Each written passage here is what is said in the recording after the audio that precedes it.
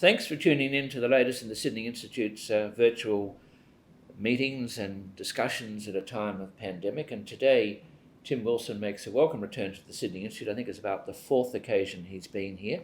He's well known to many of you as the former Human Rights Commissioner, of course the member for Goldstein since 2016, Chairman of the House of Representatives Economic Committee and a Fellow of the P.M. Glynn Institute at the Australian Catholic University. And for that reason, he's here today on the occasion of the publication of his book, The New Social Contract, Renewing the Liberal Vision for Australia.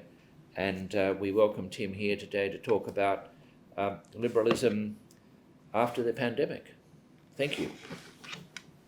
Did I get Goldstein right? It's Goldstein, but that's okay. I'll fix it next time. Okay, start. Well, thank you very much, Jared, for the opportunity to come and speak at the Sydney Institute again. As you know, this is my fourth visit. The last time I was here was to talk about the tension of issues around religion. I think the time before that, it was in the context of free speech. And I think another time I came and spoke about, a discussion around marriage equality, which if nothing else suggests that whenever we're coming to the Sydney Institute, we're always talking about the future and the contribution that the Sydney Institute makes, yourself and Dan, in leading some of these discussions and debates and ideas in a non-partisan way remain very welcome. And as a parochial Victorian who will never be ashamed to be Victorian, but is ashamed of his government at the moment, it's always nice to be another state and contributing to the debate in Sydney. Recently, we released The New Social Contract, a book that focuses on the future of Australia and Australian liberalism. And it did so and was written in the pre-COVID era, but it made it warnings about the direction of Australian society and the challenges we face. And all that has happened since is COVID has brought forward many of the concerns that have been raised of an imbalanced society, which is going to create challenges for the survival of liberalism and, of course, for the sustainability of a cohesive nation. Political stability over the coming decade depends on providing opportunities for Australians who want to go, while respecting the security of those who've had a go. We have a health crisis that we need to lead and steer through now. There will, of course, be an economic crisis to come. But the much bigger challenge in the medium term is the political crisis that many Western liberal democracies will face, including Australia. All governments are ultimately evaluated by their citizens on their capacity to meet the aspirations of their population. The ability of governments to strive towards this fundamental objective has been significantly hindered by the COVID-19 pandemic and the twin health and economic crisis that it's created. And while the health security of older Australians has been imperilled by a virus that discriminately impacts people over the age of 60, a weakened economy will limit the opportunities for young Australians to achieve personal financial security. Unemployment will rise. The very structure of some sectors will change. And of course, we know with sectors that are dependent on people movement, which is so much of the Australian economy, until we get international borders open, the opportunity for revival will be slim. And on top of that, we will not be just in a race to be more competitive in our own economy. It will be against the backdrop of a global race of competitiveness. And this is going to raise very serious challenges about how Australians and the Australian government and states and society hold itself together, the fraying of the social contract itself around what people can reasonably expect, what Australians can reasonably expect from their government and what it's in a position to be able to deliver. Now, the concept of a social contract is one that people may not be familiar with. Figures such as Thomas Hobbes, John Locke and Jean-Jacques Rousseau intellectualised the idea of a social contract as something that provides legitimacy for governments, freedoms for citizens, and order for society. But it's about an understanding. It's a broad concept which articulates an underlying settlement between the people and their government about how society should function to ensure citizens benefit broadly from the existence of the state itself. Australian liberalism has understood this settlement as a balance between the freedom of the individual and the empowerment of the individual, which shifts and adapts to the context of the times. Individuals should be free to live out their lives unimpeded by government interference, but government intervention is warranted when individuals are unable to stand on their own 2 feet. In his pivotal 5-book narrative on the Australian liberal tradition, starting with The Land of Dreams, How Australians Won Their Freedom, a former member for Goldstein and Howard Government Minister, Dr. David Kemp, highlighted the importance of the social contract to colonial settlement. Kemp argued the idea of the social contract in colonial Australia touched on an aspect of the way societies worked that could not be ignored, and involved such terms as the protection of the liberty of subjects and their property. Similarly, Paul Kelly's thesis about the Australian settlement in The End of Certainty reflected the post-Federation idea of a social contract, founded by practical men striving for income, justice, employment and security, and the establishment of institutions and policies to achieve it. This liberal understanding of the social contract carried through to the seminal years of Menzian economic development, which saw Australia consecrate its position as a modern society. In his memoirs, The Measure of the Years, Sir Robert Menzies describes how the post-war social contract recognised that it is the individual whose energies produce progress and that all social benefits derive from his efforts. To that end, Menzies' government focused on promoting home ownership to encourage Australia's little family platoons to take a stake in society as little capitalists. And for each generation, the social contract has been renewed, and people can point to many moments where it's been shifted and renewed based on the context of the times. Our history demonstrates that each new generation has been richer than the last, inheriting a stronger economy, a more forward-looking society, and cohesive nation from which to build their own security and opportunity.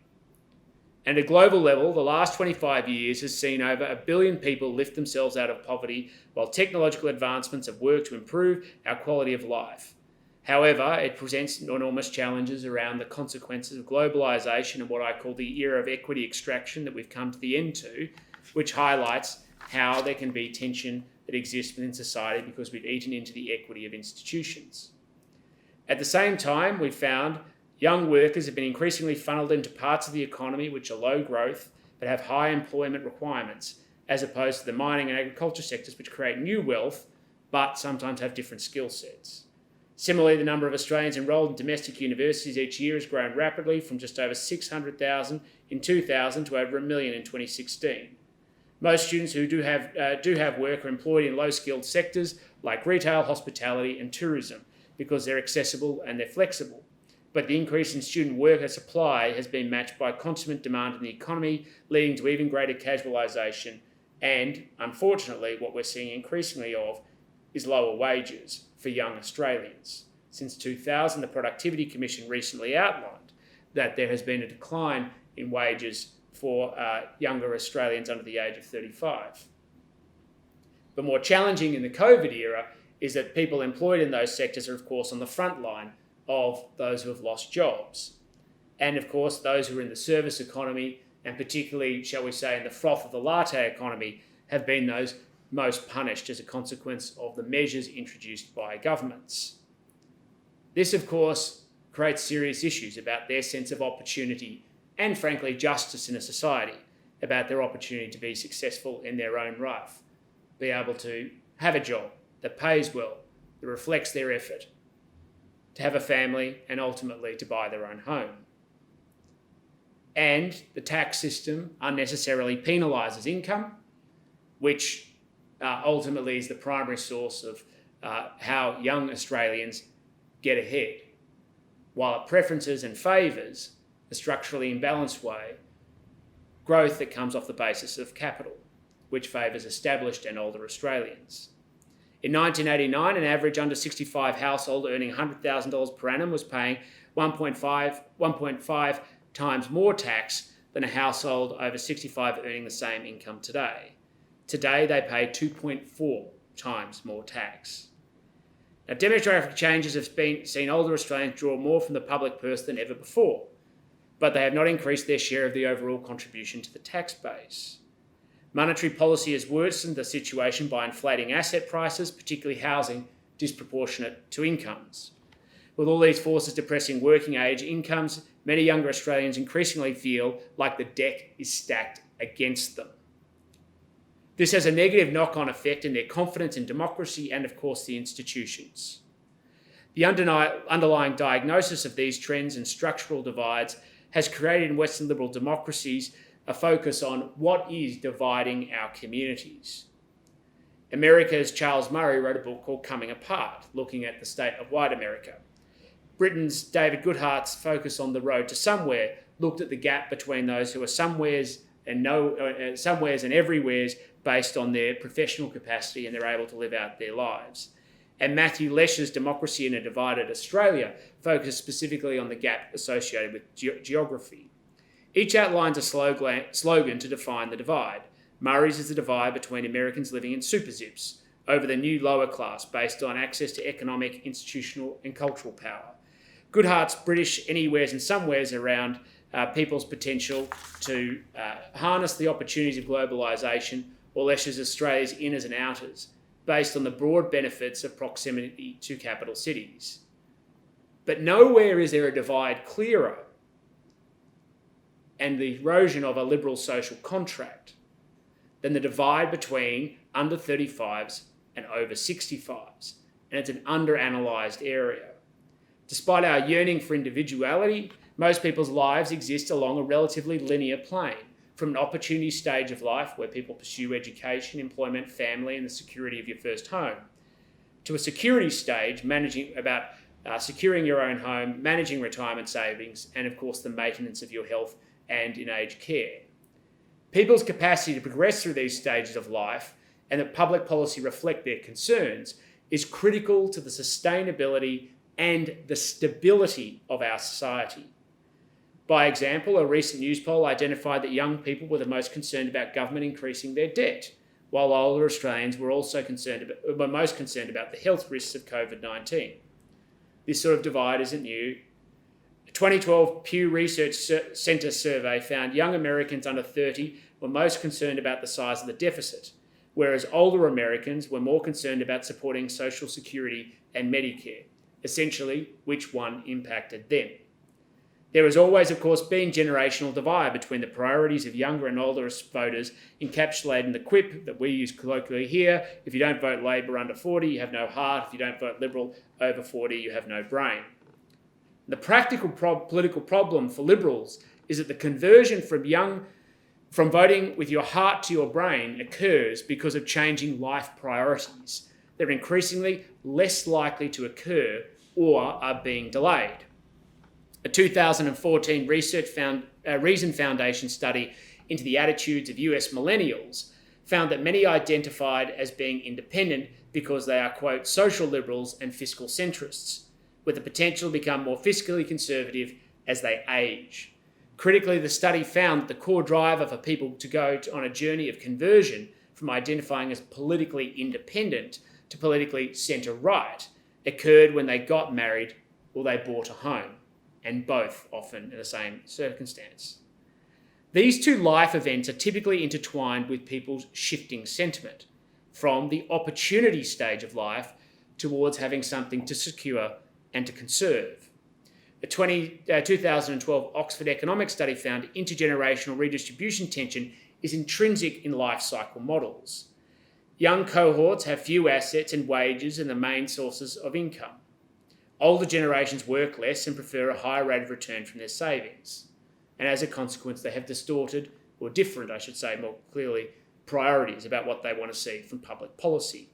And the same basic trends appear in Australia. ABS census data shows that home ownership rates are highest in coalition electorates and lowest in Labor and Greens electorates, funnily enough along the same political divide. Additionally, ANU data clearly shows that 46% of homeowners vote Liberal, 33% vote Labor, and only 6% vote Green. The concern should not just be about its impact it will have on electoral fortunes, but on the width of mainstream political discourse. A 2020 study by academics David Adler and Ben Ansell found that populist voting behaviour correlated with the Brexit referendum and France's 2017 presidential election, where areas that have gained from house price inflation are far less likely to vote for populist causes or parties than areas that are being excluded from those gains. Former British Conservative MP David Willetts wrote in the book The Pinch that fears about our society and the strain on our economy reflect a breakdown in the balance between the generations, leading to a more radical younger polity. Younger voters overseas who flock to support the unreconstructed socialists of Jeremy Corbyn and Bernie Sanders provide clear evidence of this occurring. Now, Australia has largely avoided this fate so far, but the key difference following the global financial crisis for both the United Kingdom and the United States was a much clearer unemployment prospects for younger Americans and younger Britons, which has only led and exacerbated that, and we are now on the doorsteps of a potentially much more radical political movement in Australia. We did see some of it, though, in the last election. Though Bill Shorten attempted to stoke the intergenerational divides in 2019, much of Labor's election policy platform sought to encourage larger cash flows into their organised capital masters industry superannuation, but it was draped with a pro-youth veneer. Greater government revenue would be seized by harnessing the interests of retirees via higher taxes. As demographer Bernard Salt wrote, while it is true that boomers saw off this challenge at the May 2019 election, underlying age-based tensions remain, and the data backs it up. At the 2004 election, nearly 50% of Australians under 35 voted Liberal. Today, it is 23%. ANU's electoral study found while younger voters are moving further to the left, older voters are moving further to the right, and is consistent with the growing generational divide in the voting behaviour of younger and older Australians. Now, of course, we should not want a society where there are divides at all, and we certainly should not want where the young is pitted against the old, or the old against the young. The very principle of being a steward of a society and a leader is to understand how to bring people together and to recognise that we have to have a society that finds a sense of place and purpose for everybody. The challenge to sustain the existing Australian social contract is that with home ownership rates declining each year, the personal stake of younger Australians in supporting the current pillars of our society is slowly being eroded. Melbourne's University's Hilda study found that home ownership rates amongst the young dropped by nearly 1 percentage point every year between 2002 and 35.7% to 25.2% by 2014. This trend is only likely to get worse. Recent Productivity Commission data shows that between 2008 and 2018, incomes for people aged between 15 and 24 fell by 1.6% every year, while incomes for those aged 65 rose 3.2% a year.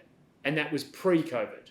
So it is only going to get worse and compounded as the gap between the capacity for young people to work in proportion to their home ownership rates and their capacity to build their lives will get worse.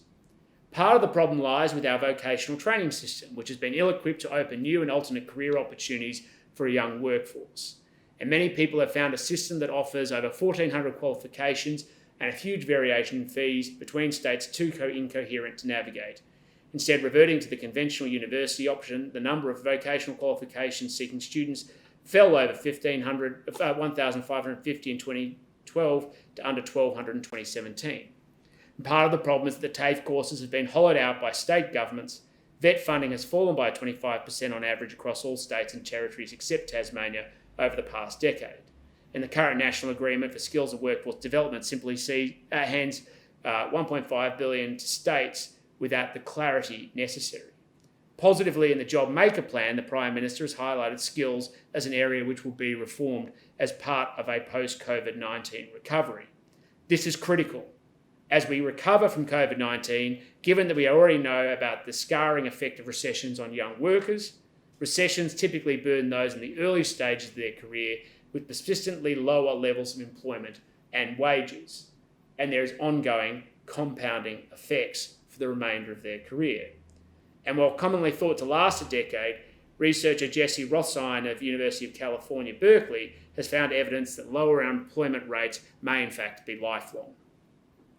Meanwhile, since the GFC, central banks have continued to engage in monetary expansion that props up asset values compared to incomes, And it would be worse if the Alan Kohler generation got their way through the adoption of modern monetary theory. Inflation is not registering in consumer products because there's been counterbalancing deflation from technological innovation, efficiency, competition, and global pricing. But there has been inflation as a consequence of quantitative easing, which has only harmed young Australians to protect the interests of the wealthy. In their 2019 paper, A Model of the Australian Housing Market, the Reserve Bank of Australia's Trent Saunders and Peter Tulip outlined that inflation from monetary expansion had instead been absorbed in the least mobile and internationally tradable asset, housing. Of course, the result is fine if you own your own home, like myself. We just see rising house prices. But it essentially boosts the wealth of those who are established at the expense of young Australians, who face higher barriers to home ownership. Data from the Institute of Health and Welfare found home ownership for Australians aged 30 to 34 has dropped by 14 percentage points from 64 to 50% since the 1970s, and 13 points for those aged 25 to 29 from 50 to 37%. This is why a reprioritisation from 20-year-olds focusing on their superannuation balances to enabling them to buy their own home is so critical. It is simply madness to think that a 20-year-old should be saving for their retirement in 50 years into the future when they get the compound benefits of home ownership for more than 50 years. And of course, compounding these trends, the disproportionate benefit many young Australians have gained from emergency spending programs like JobKeeper and the JobSeeker Coronavirus Supplement, which have long tails and legacy effects. Data provided by the ABS reveals that workers under the age of 20 actually saw their wages increase by an average of 16% from March 14 into May. And for people aged 20 to 29, their wages shrunk over the same period, but at a lower rate than anyone else under 60. This is worrying for those Liberals awake to what economists call hysterias, the idea that temporary increases in public expenditure reframe popular expectations in a way that makes it increasingly difficult to undo. These implications for a Liberal constituency, when feelings for disenchantment with the status quo combine with a beneficial experience under an alternative debt-funded socialised economic system, are obvious. For Liberals, the task is to illustrate that dramatic state interventions during COVID-19 were fundamentally temporary in their nature. They will not lead to any real-world economic recovery. They will only dampen productivity with worsening inflation. That doesn't mean that there isn't a role for government in COVID-19 recovery. There critically is, because the need for security is going to become essential for investment. But it has to be one that creates the opportunities for the next generation of Australians. The extent of the divide in attitudes and outlooks between the young and old has led historians Niall Ferguson and Ike Freeman to warn in The Atlantic recently of the coming generation war. And one of the key deficits amongst liberalism's advocates in Australia is their failure to recognise that in the 21st century, they need cultural currency more than ever before. And the largest voting demographic in Australia is 18 to 35. And part of the reason why people are increasingly voting with their heart rather than with their mind is that their more connected world has deeply embedded ideas of equality and fairness in a national consciousness. And that must be at the heart of the fundamental pillars in which we build a future liberal society. Philosopher Edmund Burke recognised that each generation stewards their responsibility to each other and to future generations, when he recognised the contract is not only between those who are living, but between those who are living, those who are dead, and those who are yet to be born. With millennials now the largest voting demographic, having eclipsed baby boomers, the social contract will have to be renewed to avoid a soft revolution at the ballot box that could dramatically and radically change the direction of liberal democracy in Australia. Ultimately, solutions rest in modern liberal economic reform, promote home ownership, harmonise and make the tax rates consistent, and especially after COVID-19, have an industrial relations and skills training system that gets young workers back into sustainable career pathways that have been always at the heart of the Australian promise.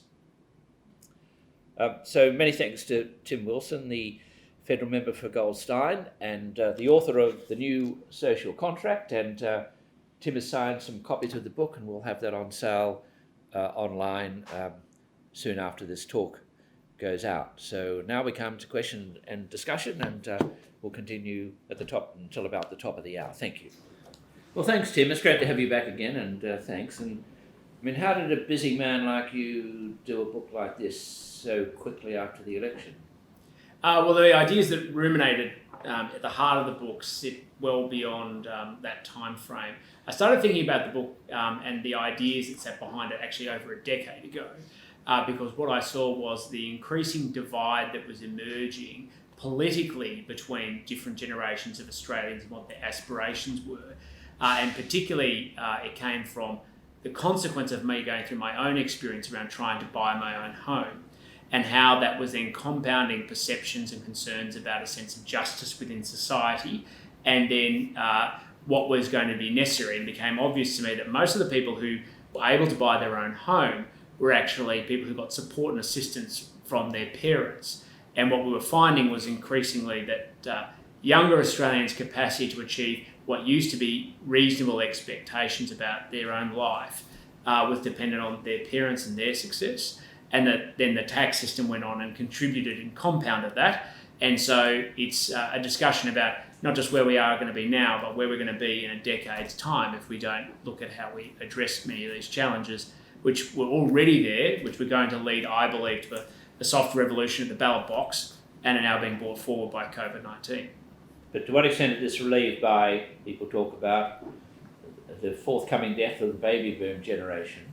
Presumably people who have houses are going to pass on money to those who inherit from them. Will that make a difference? Well, it'll make some difference, but we're still aligning it against the realistic expectations of people being able to achieve their own success. You know, the whole basis of, or the great opportunity of Australian society has always been that everybody meaningfully can go about and try and achieve their own sense of success. We've never had a hereditary-based system of entitlement. In fact, that goes right to the core of the foundation of the modern colony / modern state. And what I'm arguing is that is now under serious pressure, where we're almost creating a property-owning class at the expense of the rest of the community. And of course, what we're having is people living longer, and as a consequence, the transfer of that wealth, which is occurring, is happening later. And as a consequence, having people with a much longer period of their life cycle where they actually have no real sense of ownership of their society. And this is what's coming out in the data, which is why you're seeing younger people becoming more, not just more left-wing, they become more radically left-wing. We saw that particularly in the United States and the United Kingdom under Corbyn and Sanders. They may not have won, but the numbers showed that the underlying issues that they were addressing are still there. And the key thing that stopped that here has been high employment amongst young people. That is now going to very clearly become a problem. So I'm saying in 3 to 5 years' time, I think we're going to have serious political consequence and a political crisis associated with it. Now, looking back, it seemed to me in the Liberal Party, of which you're a member, obviously, those Liberals who most openly spoke about the need for home ownership, I would think, was Robert Menzies and then John Howard, because Howard was very much influenced by the Menzies tradition, because apart from reasons of equity, John Howard spoke about social stability.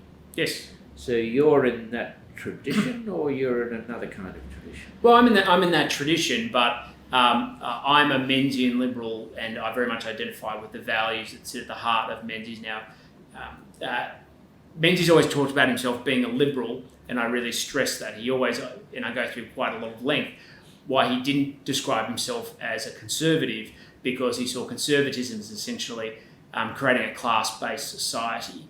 And what Menzies very clearly said was, I'm a Liberal because we're not in favour of that. We're in favour of a society where everybody can see their progress and future through.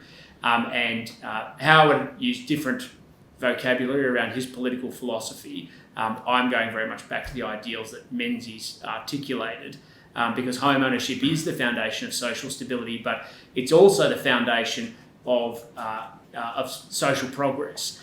If you go back and look at the 1949 speeches given between Ben Chifley and Sir Robert Menzies, and they're available on the Museum of Australian Democracy website, Chifley was primarily interested in how we use housing as an opportunity to create a class of renters. Menzies talked about it being, how do we create a class of homeowners, which is really the transfer of as in his words, around little platoons to little capitalists. So it's the foundation of a sustainable society and the strength of a society. Well, let's take up the Ben Chifley point. So Labor leader, he loses the election in 1949, and we'll come back to that in a minute. But you talk about Chifley wanted a generation of renters. Now, as I recall, growing up in Melbourne in the 50s, the Housing Commission, my father worked for it as a clerk, not a very senior person there, and there was a great emphasis on, that was the state government, but there was a great emphasis on Housing Commission under a Liberal government at the time in Victoria, though there had been a Labor government briefly in the 50s. It seems to me the left today is talking about going back to social housing. They want to go back to kind of the great emphasis on social housing. What's your objection to social housing? I mean, I know why you favour ownership, but why do you not see a future in social housing? Well, I think we all acknowledge that there's a place for social housing, but it's really where you want the emphasis and the norm to be. And one of the reasons we have such a high demand for social housing, Victoria is a particularly unique example where there's been no real investment in social housing. That's one of the lowest rates in the country. But the reason there's an emphasis there is because the private market isn't making housing affordable for young Australians who want to go and live out their lives. I don't want the default setting to be social housing and maybe you get home ownership. It should be home ownership, and we have social housing as the exception if we need people who need additional support. And I think that's why we need to refocus and reprioritise how we see the role and the power of home ownership as part of the future of the country. And that means we've got to do some quite dramatic things as well in the space around home ownership to promote affordability. Now, we've had a massive decline at the moment as a consequence of COVID in terms of demand because of lesser people movements and the like. But because younger Australians are going to take a big hit in their incomes, while monetary policy is keeping asset prices high and potentially may continue to rise, we're actually going to see, even though housing's cheaper, younger Australians aren't necessarily going to be in a better place to be able to buy their own homes. Towards the end of your book, you did speak about the post-pandemic, and I think your argument is that the problems you described before the pandemic will continue after the pandemic, but perhaps become more substantial. And faster. Faster. There are problems that I foresaw, I thought would emerge in about 2030. I now think will probably occur in about 2025. So now go back to your member. So you remember in, what do you call it, southeast Melbourne? Sure. Bayside Melbourne. So you're a Liberal in Bayside Melbourne, and how's a Liberal survive Dan Andrews' government post-COVID? Well, a Liberal will survive because in 2 to 3 years' time, while hopefully we have the health consequences of COVID-19 over the economic consequences of the decisions of this state government will be so extreme that there's a realistic scenario that Australia might be in recession, but Victoria could be in depression, and be quite separate because of the volume and the scale of decisions that this government made, and a complete abrogation of responsibility. Under the current lockdown measures, Victorians are less citizens of their state and they're more serfs of a mad king. And at some point, when people realise the full scale and cost of what he is doing, I think it's going to be very clear to everybody that a different way is needed. So you go back to the Second World War, and some harsh things were done. There was far too much concentration on certain matters. I mean, the harshest of all was probably the internment of the Italians, of many Italians who didn't deserve to be interned but were interned. But by and large, the restrictions in Victoria now are much more substantial than the restrictions were in Victoria between, say, 1941 and 1945, but without the same reason. So why is it that Victorians tolerate this, or many of them do? I think there's a number of factors that are playing out. Firstly, I think Victorians have been demoralised by being kept at home for so long that they are not in a position to push back. There's a hope and willingness that, of course, it's successful and it works. But, of course, ultimately, as has occurred in other parts of the country, the federal government has been providing assistance and support to keep Victoria going through this difficult time. But we all know that it can't go on forever. And so it's only lessening the pain rather than the actual pain, which will reveal itself over the coming months. Well, as you know, the opposition in Victoria is a Liberal Party plus the Nationals, so the coalition. Yes. But if you were the Liberal Party leader and you got an election, in 2.5 years' time, and you go up and say, I'm the Liberal Party leader, what does a Liberal Party leader do in 2.5 years' time in Victoria? Well, in 2.5 years' time in Victoria, they'd have to have a substantial program of microeconomic reform to actually rebuild the basis of our economy.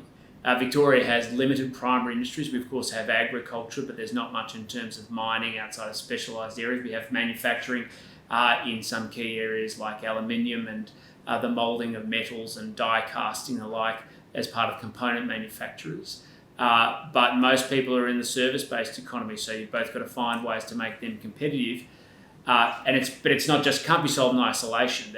I said in my speech, there's going to be a global race to competitiveness for every country around tax, around industrial relations, around affordable energy, and the main inputs to the economy. And we're going to have to be very nimble. So you need a substantial program of reform that leads to investment. And critically, I think what's going to become essential is providing different forms of government guarantee which bring private sector capital and mobilise private sector capital to build the future of the state. That's consistent with your version of liberalism in a couple of years' time? I'm sorry, I don't quite... That's consistent. I mean, that's a liberal position you regard. Well, I think it's not an interventionist position. Well, I think it's like tariffs.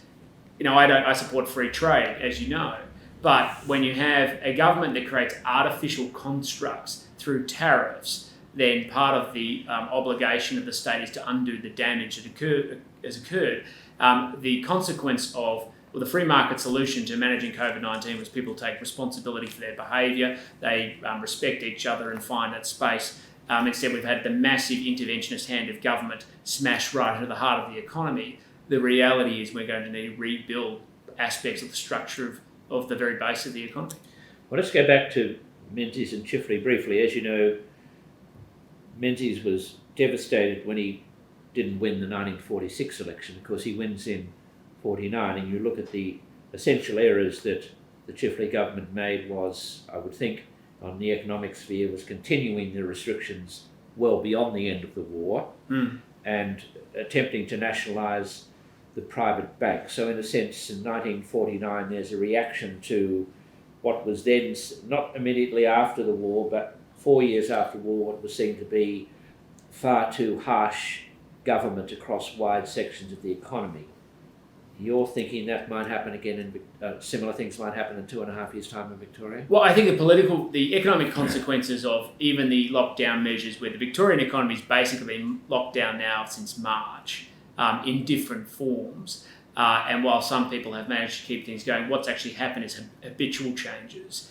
And because so much of the economy is based on service-based sectors, people going to cafes and restaurants and the like, when you break apart that, it takes a long time to rebuild it. But it's also just an issue of confidence. Savings rates gone up because even if people may not have as much money or much income, they're much more uncertain about the future. And that's going to be against a global backdrop where there will be there'll be a global recession as well as what will happen domestically. I think it's very serious. And I think everybody will know in 2.5 years' time who was responsible for what will be the huge separation between the situation the rest of the country faces and the unemployment levels will be in Victoria. Today they're talking about unemployment in Australia being below 10% by the end of the year, higher in Victoria, above 10%. So the challenges we face are real, and what we're going to have to do is find the opportunity in this to not try and reconstruct the economy of the 20th century. It's how to build the economy of the 21st century. As you know, last weekend, Premier Andrews in Victoria announced what I think disappointed or grievously disappointed business and others of what the intentions are. But if you look at the way the Premier explains all this, he explains it essentially with reference to modelling.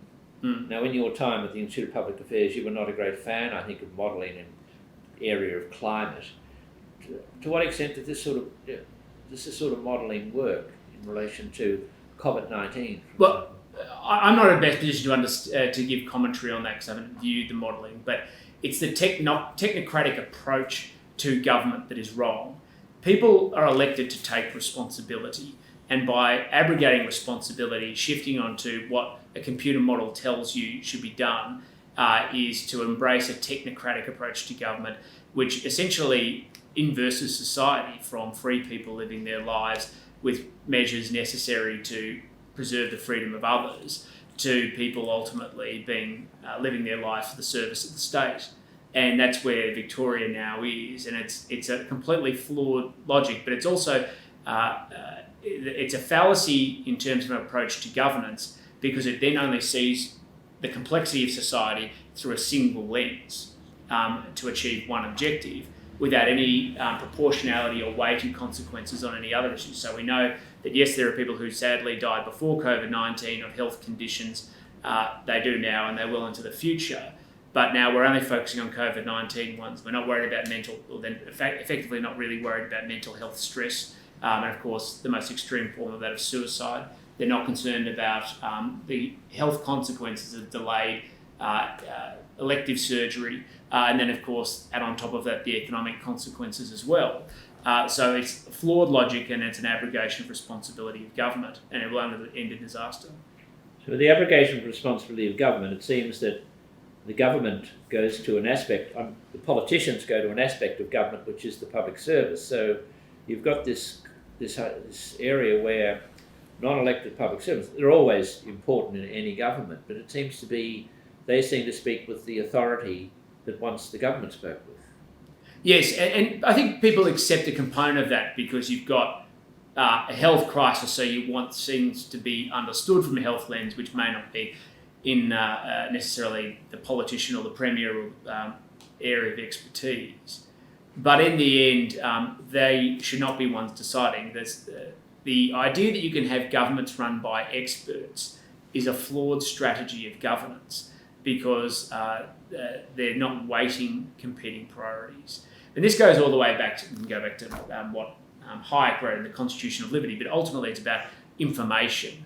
And government can never have perfect information. The central authority can never have perfect information. It's through the voluntary actions of millions of people in their daily lives that inform the totality of the information that's available to people. So in the end, you'll basically only make people servants of the state with this approach. And public servants do it with even less accountability and less capacity to be kept in check, because they don't report to a parliament. Now, you're a Victorian Liberal speaking out on these issues, and I understand that at the moment, if you're in opposition in Victoria, it must be hugely difficult, but we don't hear many of those voices, many people talking the kind of language you're talking today coming out of the Victorian Liberal Party. Are they there, or we just don't hear them? I mean, we hear Josh Frydenberg, but he's in federal politics, but we don't hear much from the Victorian opposition, even though it's difficult for them to speak on some of these matters. Oh, but they speak out, and they have their voices heard. There's been many good speeches being given recently, but in the end, like at a federal level, I mean, federal Labor is irrelevant to the conversation. They're not a decision maker. And with respect to my state colleagues, they're not decision makers either at the moment. Their task is to lay the foundations about why there needs to be a concrete policy reform program put forward in 2 years' time as an alternative vision for government. The people who are really abrogating their responsibility right now are state members of parliament who know what their government is doing is wrong, and they absolutely exist. And I understand the challenges sometimes of having to defy your own party to do the right thing, and I have done that. The state members of parliament, and there are some there, and they're within the Labor Party, have make it privately clear that they know what they're doing is wrong, and that they're not stepping up to the plate. And this is one of those times, I think, where if you don't stand up and be counted, you're failing your electors, and you deserve electorally what's coming to you. But the bigger problem is that you're going to take the state with you. You got some interesting endorsements from your book by the former Senator Amanda Vanstone, but also from the Prime Minister Scott Morrison, who says the book prods, stirs and challenges us. What does he mean? What he means is that the book actually says some very uncomfortable things for members of Liberal Party, some people who identify as conservative, some people who identify as liberal. I talk a lot about what intergenerational justice in the liberal tradition means, I talk about what liberalism itself means and what makes Australian liberalism different to other countries and why that matters. I point out what I believe to be the false logic of identifying as a political conservative, and then to address some of the big challenges we face, which is what I'm saying is we need to change some of the structures, particularly around tax and how we favour some economic activity versus others, which challenges our electoral base. Because my point is if we don't do that, then there won't be a political constituency who will be sufficient to support liberal governance in Australia. In these discussions in these times of pandemic, we ask our members to send in some questions, and one of them says, during the election you argued that Labor's policy on franking credits constituted a retiree tax.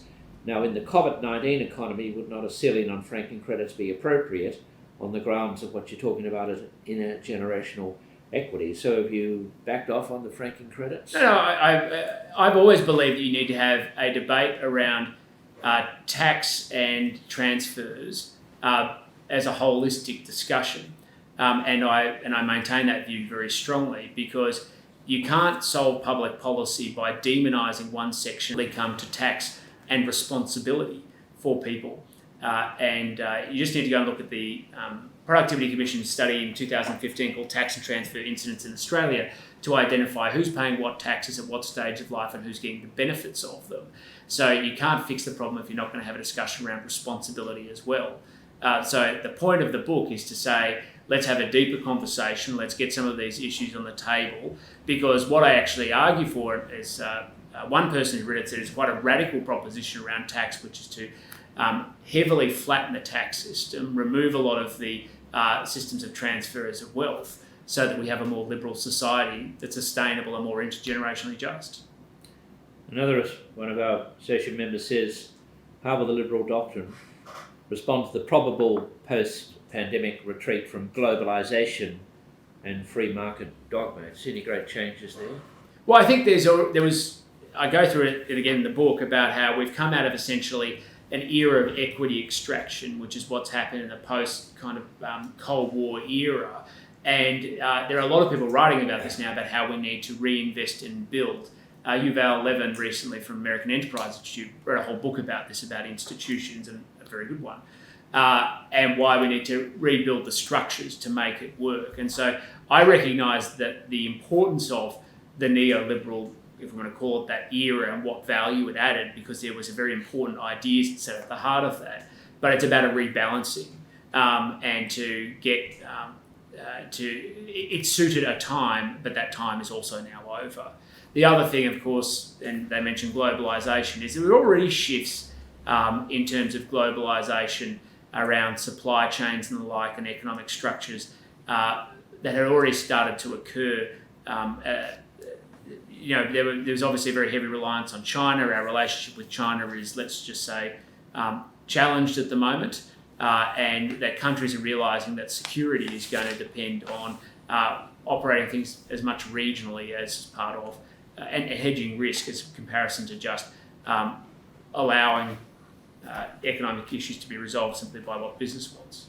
Another one of our associate members asked the question, well, if you're a Liberal, where do you stand on closing the borders, and why isn't the coalition government supporting Clive Palmer's suggested or proposed action on Section 92 to free the border between Western Australia and elsewhere? I'm deeply uncomfortable with the borders being closed, and I've said so consistently. I support that area of law being tested. Now, it's up to the government to decide whether it wants to join the case or not, but I've said on Q&A recently that I'm not in favour of border closure and want them as temporary as possible. It sort of, ironically, after his spray recently at some of us about superannuation, Paul Keating even came out and said that border closures are very challenging.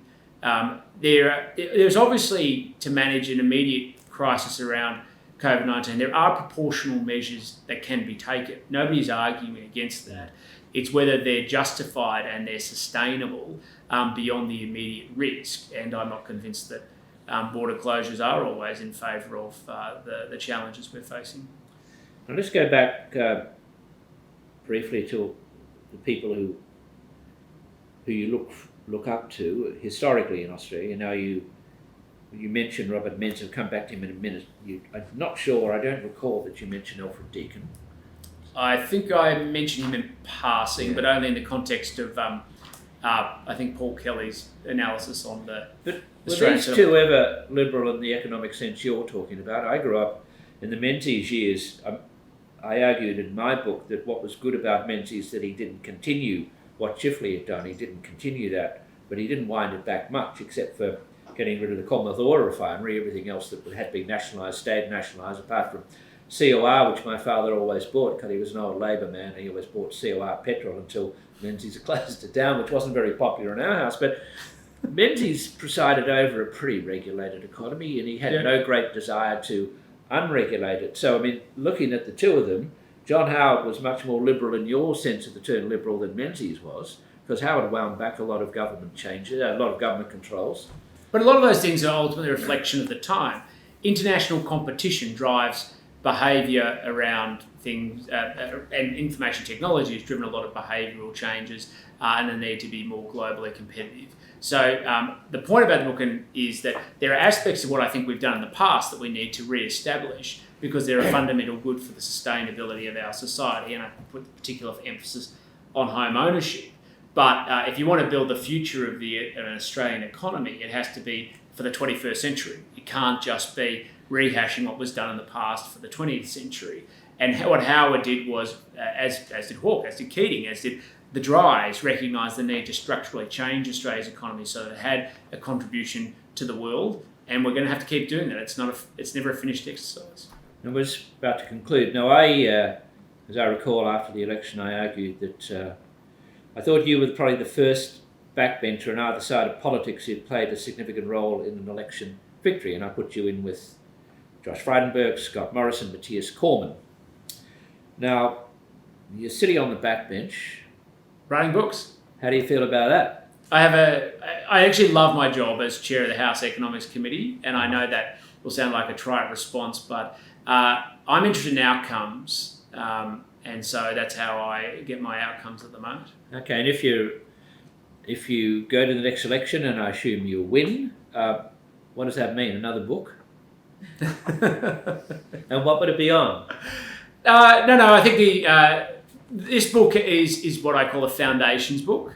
There's another book that's to come, which will be focused on probably closer to what people call that vision thing, but much more in trying to articulate how then do we get to where we need to get to. But because the moments that we're in now are so uncertain, it's very hard to draw a clarity from where if you want to draw a map of where you want to be, you've got to know where you're starting from, and I don't even know where we're starting from at the moment. Well, we don't know where we're starting from. In the future, that's a good place to conclude on. So many thanks and good luck with the book. Okay. Thanks, Jared. Thanks, Tim.